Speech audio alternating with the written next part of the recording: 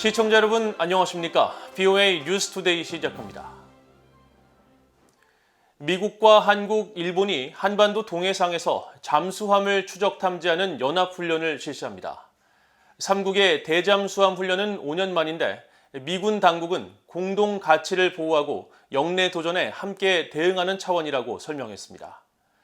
백악관은 카멀라 해리스 부통령의 방한 결과를 전하면서 북한의 위협을 지적하고 미한일 3국 협력의 중요성을 또다시 강조했습니다. 첫 소식 박형주 기자가 보도합니다. 미국과 한국 해군, 일본 해상자위대가 30일 한반도 동해상에서 연합 대잠수함전 훈련을 실시한다고 미국 해군 7함대가 공식 발표했습니다. 각국 전력이 잠수함을 탐색, 식별, 추적하고 관련 정보를 상호 교환하는 훈련으로 한국의 전임 문재인 정부 시절 중단됐었던 미한일 3국의 대잠훈련 재개는 2017년 4월 이후 약 5년 만입니다. 미국 해군 7함대는 이 훈련이 미한일 3자 관계를 구축하고 우리의 공동 가치를 반영하며 영내 안정에 도전하는 세력들에 대한 결의를 보여준다고 강조했습니다. 이 훈련에는 미군의 핵추진 항공모함 로널드 레이건호와 유도 미사일 순양함 챈슬러스빌함, 미사일 구축함 USS 벤 폴드를 비롯해 한국의 구축함 문무대양함과 잠수함 탐지 능력이 뛰어난 일본 해상자위대 구축함 아사히함이 참가하며 26일부터 29일까지 한국 작전구역에서 연합해상훈련을 벌인 미국과 한국 함정이 남쪽으로 이동해 일본 해상자위대와 합류해 3자 작전을 벌이는 것입니다. 이번 훈련이 동해상 공해구역에서 벌어지는 것과 관련해 한국 국방부는 북한 잠수함 발사 탄도미사일 SLBM과 잠수함의 주요 활동 예상 해역을 고려해 선정한 것이라고 설명했습니다. 미국 해군 태평양 사령관 출신인 해리 해리스 전 주한미국 대사는 VOA에 영내의 어떤 상황에서도 해상의 자유를 보장하기 위해서는 3국 협력이 필수적이라며 이번 훈련의 중요성을 강조했습니다. Anti-submarine warfare is complicated, and bilateral and trilateral anti-submarine warfare is even more so. The fact that the United States, Japan, and the Republic of Korea navies have not worked together in so long means that this perishable skill needs to be revitalized. 이런 가운데 백악관은 29일 한국을 방문한 카멀라 해리스 부통령과 윤석열 대통령의 회동 결과를 소개하면서 일본과의 3자 협력을 통한 잠재적 미래 도발에 대한 대응 방안을 논의했다고 밝혔습니다. 또 해리스 부통령은 미한일 3자 협력의 중요성과 함께 한일 양자 관계 개선에 따른 이익을 강조했으며 공동 목표와 안보 우려를 감안할 때 추가적인 협력 구상을 환영했다고 백악관은 전했습니다. VOA 뉴스 박형주입니다.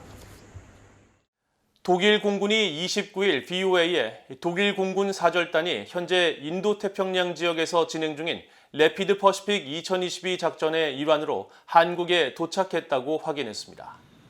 독일 공군 대변인실에 따르면 독일군 사절단은 지난 28일 한국에 도착해 한국군과 협력 강화를 위한 전문 직종과 문화, 인사 관련 교류를 할 예정입니다. 독일의 전투용 항공기가 한국을 방문한 것은 지난 1956년 독일군 재창군 이래 이번이 처음으로 독일은 최근 러시아와 중국의 호전적 행보가 지속되면서 미국 등 서방 국가들과 단결을 강화하고 인도태평양 지역의 관여를 강화할 것이라고 밝혔습니다. 한편 독일군은 지난달부터 싱가포르와 호주, 일본, 한국을 경유하는 공군 연합훈련을 진행하고 있으며 특히 아시아에 위기가 발생할 경우 24시간 내 전투기를 배치할 수 있도록 출격과 공중급유 훈련을 실시했다고 밝혔습니다. 호주 국방부가 한국 공군과 상호 공중급유를 지원하는 협약과 관련한 사항을 내부적으로 검토하고 있음을 시사하고 이 같은 양국 간 군사적 협력이 영내 안보에 기여할 것이라고 강조했습니다. 호주 국방부 대변인은 29일 호주와 한국 공군의 상호 공중급유 협약 체결 논의가 진행 중이냐는 VOA의 질문에 호주 공군이 우리의 절차 내에서 조정의 기회를 계속 찾고 있다면서 이같이 밝혔습니다. 이어 호주 공군은 한국 공군과 함께 정기적으로 훈련과 연습을 실시하고 있으며 이 같은 훈련의 중심은 공중급유라면서 이런 활동은 파트너 간 상호 운용성을 강화함으로써 영내 안보에 기여한다고 강조했습니다. 앞서 지난 21일 한국 공군은 이달 초 호주에서 열린 다국적 연합공중훈련 피치블랙 참가를 계기로 호주 측과 공중급유 상호 지원 협약을 이달 말쯤 체결하기로 합의했다고 밝힌 바 있습니다. 미국 정부가 이틀 연속 탄도미사일을 발사한 북한을 강하게 규탄했습니다. 한국, 일본에 대한 미국의 방위 공약은 철통 같다며 북한의 대화 복귀를 거듭 촉구했습니다. 함지하 기자가 보도합니다. 베단트 파텔 국무부 수석 부대변인은 29일 전화 브리핑을 통해 지난 5일 동안 3차례 탄도미사일을 발사한 북한을 규탄하고 동맹국에 대한 방어 의지를 거듭 확인했습니다. The United States condemns the DPRK's multiple ballistic missile launches this morning, 2 today and 3 earlier this week. These launches are a clear violation of multiple UN Security Council resolutions and demonstrate the threat the DPRK poses to the region as well as the international community. 파텔 부대변인은 이어 북한은 도발을 중단하고 대화에 나서야 한다면서 미국이 외교적 접근에 전념하는 만큼 북한도 이에 대해 응답을 해야 한다고 강조했습니다. 이어 영내 핵심 동맹인 한국과 일본에 대한 우리의 방위 공약이 굳건하다고 밝혔습니다. We remain deeply committed to a diplomatic approach with the DPRK and call on the DPRK to engage in dialogue. 한편 파텔 부대변인은 한국의 비무장지대 DMZ를 방문한 카멀라 해리스 부통령이 북한과 관련해 예사롭지 않은 발언을 했다며 기자가 논평을 요청한 데 대해서는 즉답 대신 북한의 오늘 오전 탄도미사일 발사를 다시 규탄한다면서 이번 발사는 안보리 결의 위반이자 영내와 국제사회에 위협이 된다고 거듭 강조했습니다. 앞서 해리스 부통령은 판문점 군사분계선 앞에서 북한에는 악랄한 독재 정권과 불법 무기 프로그램, 또 인권 침해가 있다고 비판하면서 한국의 번영과 비교했습니다. Over the past 7 decades, it has been clear. In the South, we see a thriving democracy, innovation, economic prosperity and strength, a powerhouse, dare I say, on many of these issues, and a force for good in the world. In the North, we see a brutal dictatorship, rampant human rights violations, and an unlawful weapons program that threatens peace and stability.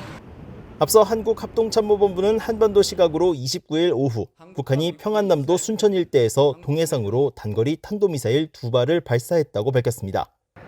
북한은 전날인 28일에도 평양 순안 일대에서 동해상으로 단거리 탄도미사일 2발을 쐈으며 사흘 전인 지난 25일에는 지대지 단거리 탄도미사일 1발을 평안북도 태천 일대에서 발사했습니다. BOE 뉴스 함지아입니다. 북한 당국에 의해 장기간 억류됐다가 숨진 미국인 대학생 오토 원비어의 부모가 미국 재무부 해외자산통제실에 북한 동결 자산에 대한 정보 공개를 또다시 요구했습니다. 미국 연방법원 전자기록 시스템에 따르면 재무부 해외자산통제실은 28일 제출한 요청서에서 지난 6월 7일 오토 원비어의 부모 측이 재무부가 차단한 특정 자금 정보를 요청하는 소환장을 발부했다고 밝혔습니다.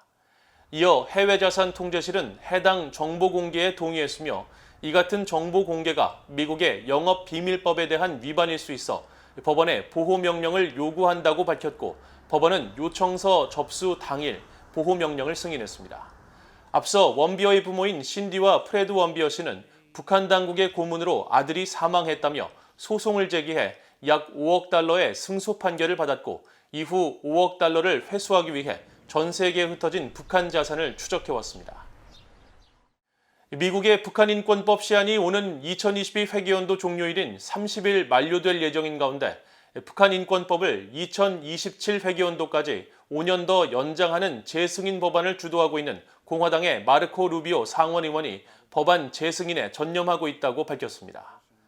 마르코 루비오 상원의원의 대변인실 관계자는 28일 BOA에 루비오 의원은 여전히 이 중요한 법의 재승인에 전념하고 있다면서 루비오 의원은 북한인권법이 최대한 빨리 재승인되도록 노력해 북한 인권 증진을 위한 이니셔티브에 대한 미국의 자금 지원에 차질이 없도록 할 것이라고 밝혔습니다.